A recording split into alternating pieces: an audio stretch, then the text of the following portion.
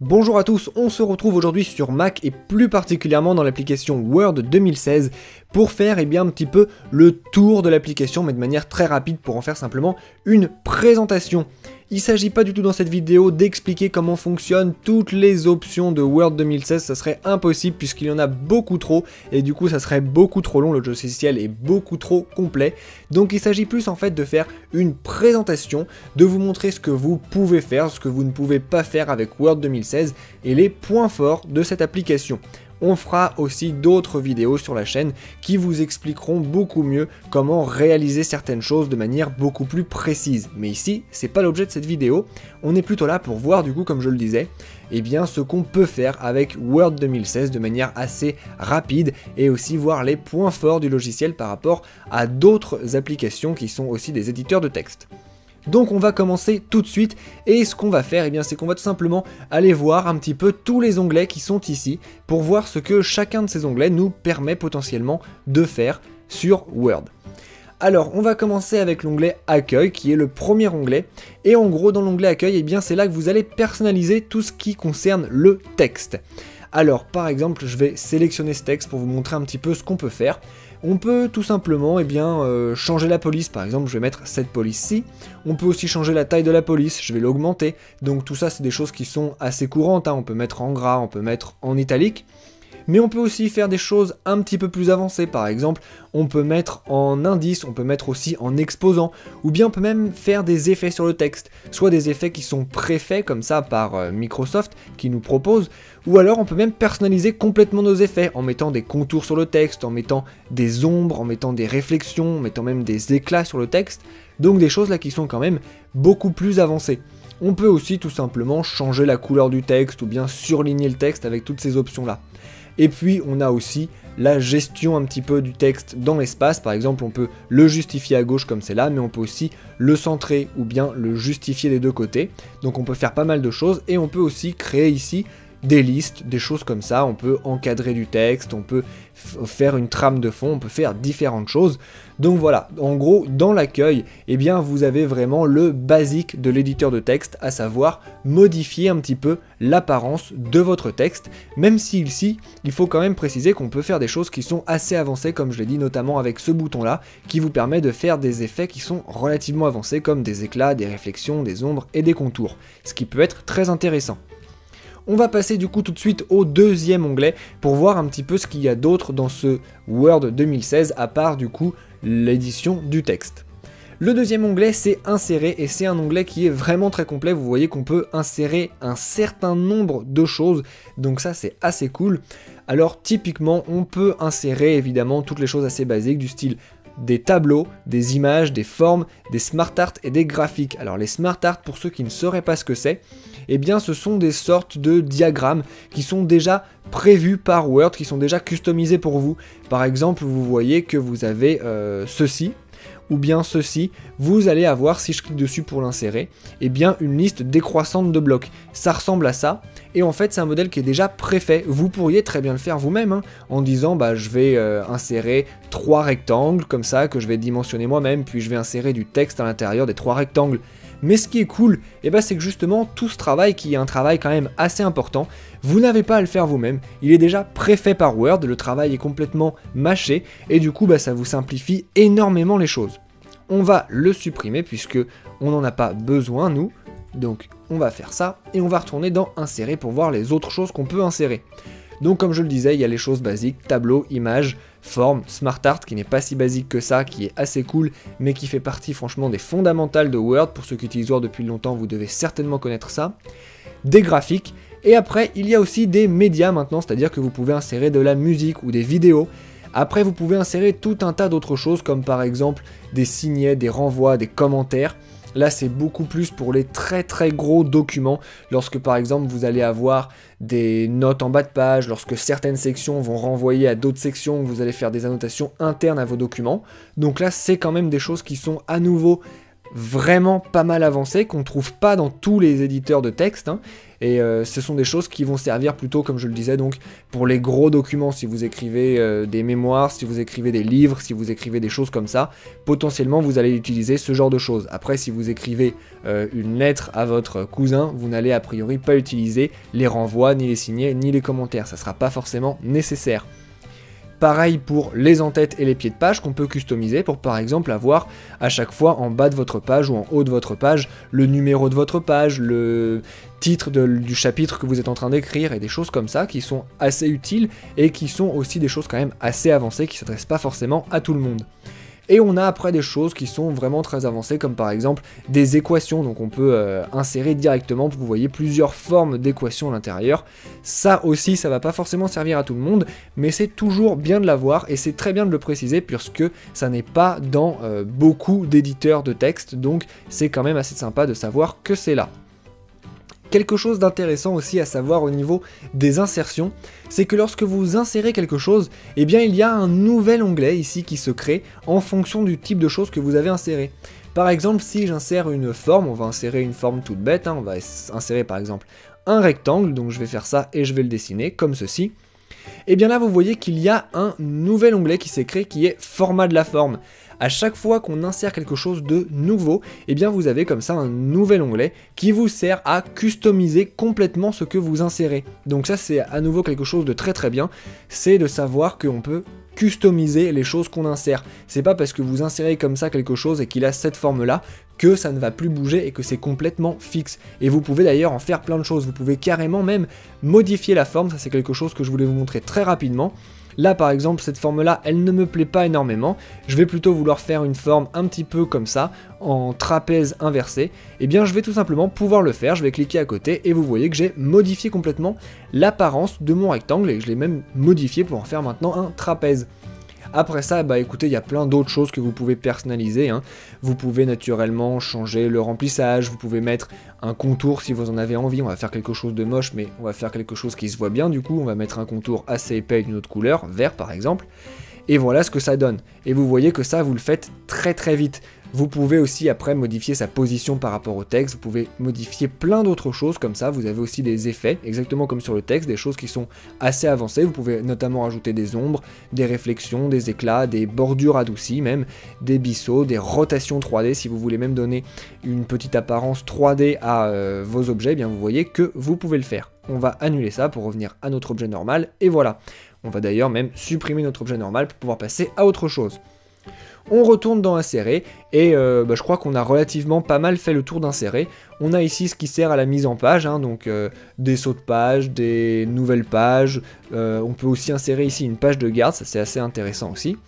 On peut après, comme j'ai dit, insérer toutes les choses basiques, tableau, images, forme, smart art, graphique. On a après des choses qui sont plus avancées comme des médias, donc là de la musique, de la vidéo. Alors naturellement ça sera beaucoup utile si vous avez un document que vous ouvrez sur ordinateur. Si votre document est destiné à être imprimé, comme par exemple un livre, a priori ça ne sert à rien d'insérer de la musique ou une vidéo. Une fois que ça sera imprimé, vous ne pourrez plus l'utiliser. Mais du coup, eh bien, c'est quand même prévu pour ceux qui utilisent uniquement Word sur des écrans et qui peuvent comme ça avoir accès à du contenu média. Après, tout un tas de choses beaucoup plus avancées, comme je l'ai dit. Aussi la possibilité de personnaliser en-tête, pied de page, numéro de page, ça c'est assez cool. Et après, à nouveau, des petites choses assez sympathiques, les équations et les symboles avancés. Alors les symboles avancés, bah, c'est typiquement ça, le symbole oméga et tout ça, c'est les caractères qu'on utilise presque jamais. Mais la fois où vous les utilisez, eh bien, vous pouvez les utiliser car c'est prévu. On va après ça aller dans un nouvel onglet qui est l'onglet création.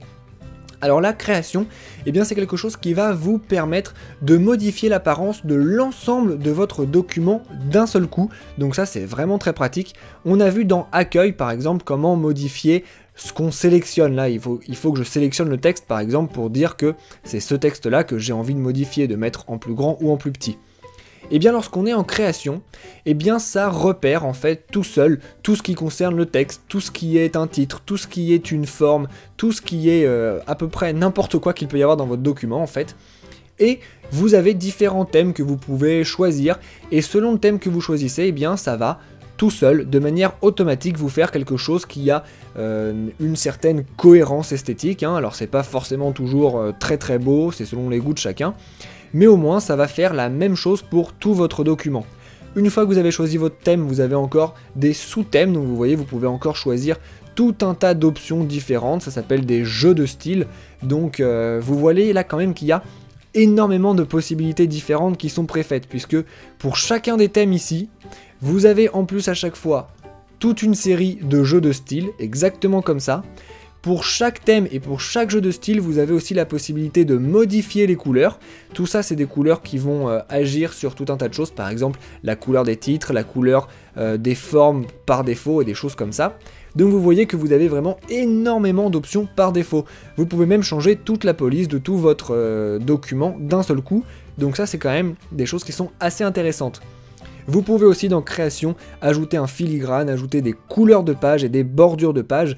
Donc là c'est vraiment ce qui concerne tout votre document et pas seulement une partie ou pas seulement une page ou pas seulement un paragraphe. Donc voilà. On peut du coup passer à l'onglet disposition.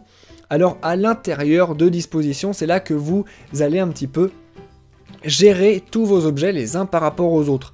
Par exemple, là, je n'ai que du texte, donc la disposition, elle est relativement simple, hein, c'est du texte, ça se suit.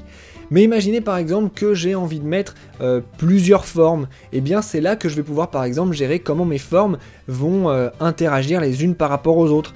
Par exemple, je vais pouvoir, si j'ai une forme qui est au-dessus d'une autre, je vais pouvoir dire « Ah bah non, finalement, je veux que ma forme qui est en dessous revienne au-dessus de l'autre, donc je veux la mettre au premier plan, exactement comme ça. » Ou alors je peux la reculer. Donc je vais pouvoir faire ici tout un tas de choses comme ça qui vont être assez intéressantes. Et on peut du coup aller assez loin avec le jeu sur les formes ici. Par exemple, on peut aligner toutes les formes à gauche ou à droite ou les centrer les unes par rapport aux autres, ce qui vous permet de gagner énormément de temps sur votre mise en page. Par exemple, si vous avez 3 images et que vous voulez toutes qu'elles soient à la même hauteur dans votre document, eh bien vous pouvez simplement sélectionner les 3 hauteurs et dire mettez-vous à la même hauteur, alignez-vous sur le haut de l'image, et voilà, vous n'avez pas à le faire à la main, et ça c'est très pratique. Vous pouvez même après grouper des éléments ici, hein.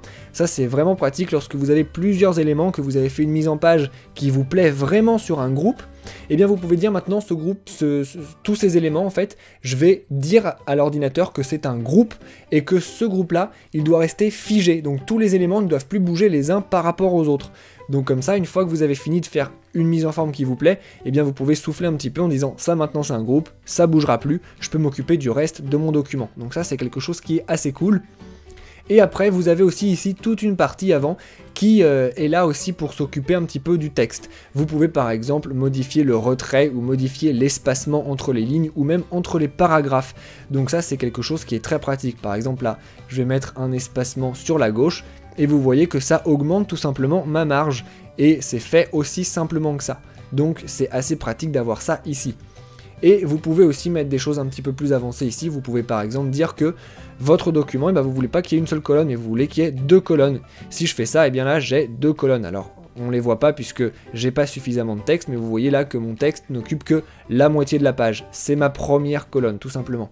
Je vais le remettre sur une seule colonne, et voilà. Je peux aussi modifier l'orientation, modifier la taille de mon document. Par exemple là, c'est une page qui est une page A4 par défaut, mais je pourrais imprimer sur des choses qui soient beaucoup plus petites, et du coup je pourrais avoir envie d'avoir un document plus petit. Et bien je vais pouvoir ici changer la disposition de ma feuille, c'est pour ça qu'on est dans l'onglet disposition. Donc voilà, la disposition c'est à la fois pour gérer eh bien, votre document en lui-même lorsqu'il va être imprimé ou des choses comme ça, mais c'est aussi pour gérer du coup les objets les uns par rapport aux autres. Vous pouvez le faire également depuis ici. On va du coup passer à l'onglet suivant qui est l'onglet référence.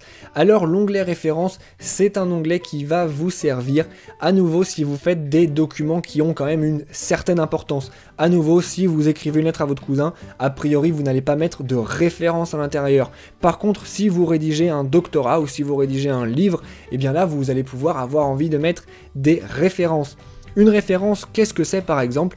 Eh bien ça peut être une note de bas de page par exemple. Ce mot-là est un mot qui est peut-être un petit peu difficile, vous allez vouloir l'expliquer ou alors il fait référence à quelque chose d'autre, par exemple il fait référence à un autre livre ou c'est une citation. Eh bien vous allez pouvoir dire peut-être, voilà je lui mets un petit 1 ici, et en bas de ma page, eh bien je vais avoir mon petit 1 à nouveau avec à côté l'explication. C'est des choses que vous retrouvez assez souvent sur des livres, et bien voilà vous pouvez le faire comme ça de manière automatique, sans avoir à vous occuper vous-même après de la mise en page, de faire attention à ce que votre note reste bien en bas de cette page-là et qu'elle n'aille pas sur la page d'après. Eh bien, si vous faites ça ici avec référence, donc des choses assez avancées, vous n'aurez pas à vous en occuper vous-même, ce qui est vraiment cool. Vous pouvez aussi, via les références, et ça c'est vraiment bien pour les longs documents, ajouter une table des matières. Une table des matières, c'est tout simplement un sommaire. Et ce sommaire, il peut, comme vous le voyez ici, c'est noté, se trier de manière automatique. Donc, lorsque vous allez écrire votre document, eh bien, vous allez simplement mettre, bah voilà, ça c'est un titre par exemple, donc je vais aller à la ligne, je vais mettre ici titre 1, je vais tout simplement sélectionner ça. Lorsque je suis dans l'endroit où je gère mon texte, je vais dire que ça c'est un titre, titre 1 par exemple, voilà. Et lorsque je vais après dans mes références insérer une table des matières automatique, comme j'ai dit à mon document Word tout simplement que ça c'était un titre, hein, j'ai été dans l'accueil et j'ai cliqué dessus pour dire ça c'est un titre, eh bien il va se mettre automatiquement dans la table des matières, et si ce titre change de page parce que je note du texte avant, eh bien le numéro de page va changer tout seul dans la table des matières sans que vous ayez une obligation de relire tout votre document et de rechecker tous les numéros de page vous-même. Donc ça c'est quelque chose aussi qui vous permet de gagner beaucoup de temps et qui est assez intéressant. Donc voilà, dans l'onglet références, on a des choses comme ça, on a tout ce qui va être des raccourcis pour les très gros documents, les documents académiques ou les documents officiels, les notes de bas de page, insérer des citations, vous pouvez même ajouter des citations pour les insérer plus tard si vous en avez envie, vous pouvez insérer des légendes, vous pouvez faire des renvois, vous pouvez marquer des entrées, vous pouvez même gérer un index via cette partie, donc c'est vraiment une partie qui est là pour les gros documents qui ont besoin, comme son nom l'indique, de références.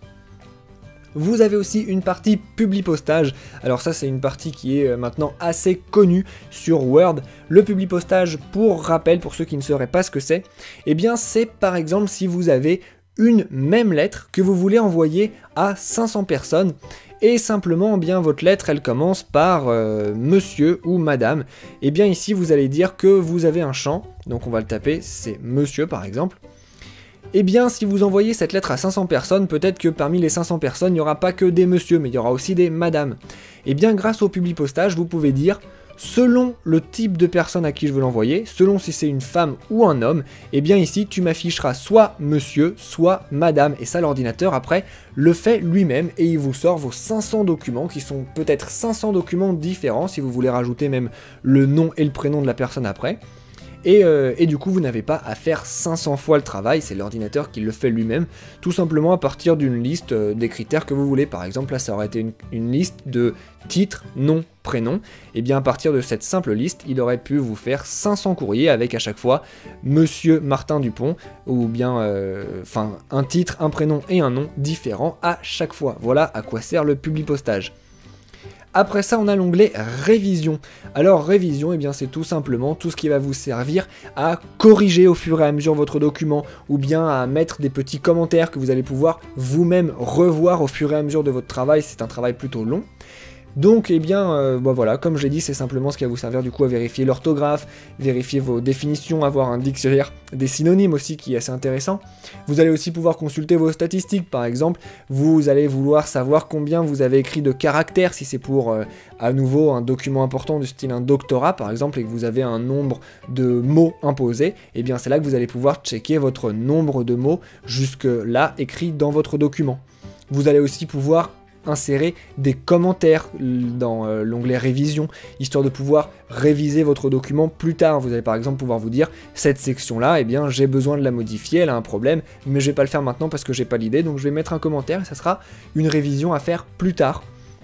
Lorsque vous travaillez aussi à plusieurs, parce que maintenant qu'il y a Drive, eh bien vous pouvez travailler à plusieurs, donc ça c'est quelque chose qui est assez intéressant. Et dans révision, eh bien vous avez toute une partie qui vous sert à travailler à plusieurs, donc là vous allez pouvoir chacun, si vous êtes par exemple 3-4 personnes travailler sur le même document, vous allez pouvoir chacun mettre des notes, ajouter des annotations ou bien corriger des choses, et les autres eh bien vont pouvoir suivre les modifications que vous avez fait, dire s'ils sont d'accord, dire s'ils ne sont pas d'accord, comparer les versions, vous pouvez même bloquer des auteurs. S'il y a quelqu'un qui fait absolument n'importe quoi, eh bien vous pouvez dire les modifications de tel auteur, je les bloque, je ne veux pas qu'il le fasse. Vous pouvez aussi changer les autorisations en fonction des personnes. Par exemple, vous pouvez dire certaines personnes qui travaillent sur le document ne sont pas autorisées à modifier le document. S'ils veulent, ils peuvent mettre des commentaires ou des choses comme ça, mais j'ai pas envie qu'ils me suppriment la moitié de mon texte parce que eux, ça ne leur allait pas. Donc voilà, vous pouvez faire tout ça via l'onglet révision, donc ça c'est quand même assez cool. Et vous avez enfin le dernier onglet qui est l'onglet affichage. Alors ça, affichage, ça n'est pas l'affichage définitif de quand vous allez imprimer votre document ou alors avoir tout simplement votre document sur votre ordinateur. C'est l'affichage de ce qu'il y a tout autour de votre document, donc de ce qu'il y a tout ici. Donc par exemple, eh bien c'est le mode d'écriture. Est-ce que vous voulez être en mode page, comme c'est le cas ici, où vous voyez réellement une page blanche, hein, A4, ou est-ce que vous allez vouloir être en mode brouillon par exemple, un mode qui est comme ça. Vous voyez que là c'est bien la présentation de votre logiciel qui change. Donc on va se remettre en mode page, et vous voyez que vous pouvez faire tout un tas de choses, par exemple masquer la règle, ou bien afficher la règle, vous pouvez zoomer, dézoomer, mettre une seule page, dire que vous voulez plusieurs pages, bref, vous pouvez faire tout un tas de choses comme ça via l'onglet affichage pour vraiment avoir les options que vous préférez et celles que vous trouvez les plus simples pour pouvoir écrire correctement ou mettre en page correctement votre document Word. Une fois que vous avez fait tout ça, et bien écoutez, lorsque vous avez normalement, voilà, vous avez fini votre document, vous avez utilisé à peu près tous les onglets, donc vous avez fait quelque chose d'assez bien. Vous pouvez naturellement sauvegarder votre fichier, mais vous pouvez aussi l'exporter sur en plein de formats différents. Vous avez évidemment les formats courants, genre les PDF, les HTML, les formats texte, tout simple. Vous avez aussi les formats précédents de Word, par exemple simplement les .doc ou à la place de docx.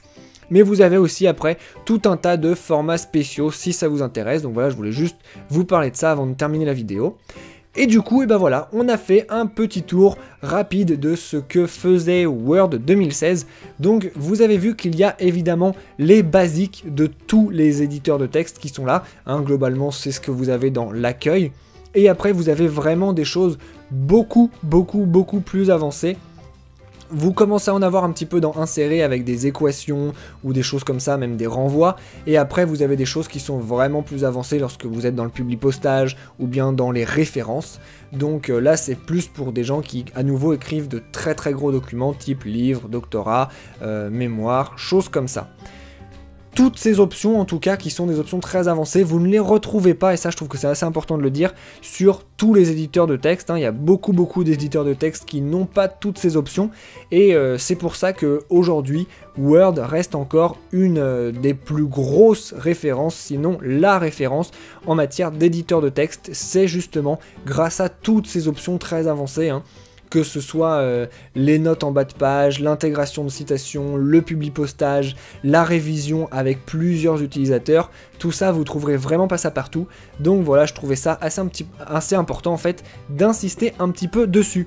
En tout cas, du coup, bah voilà, on a fait le tour du logiciel, on a vu ce qu'il permettait de faire, on a vu un petit peu quels étaient aussi ses points forts par rapport aux autres éditeurs de texte. Donc vous savez maintenant ce qu'il en est de Word 2016.